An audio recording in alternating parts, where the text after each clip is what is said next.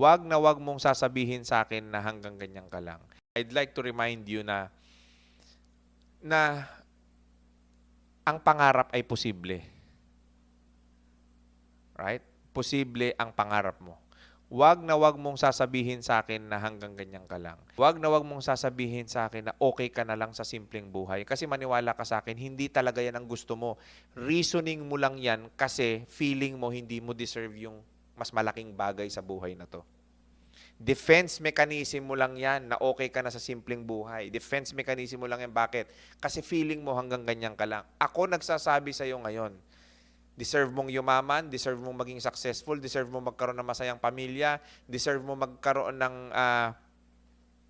masayang buhay. Deserve mo yan. 'Di ba? Umpisahan mo sa paniniwala.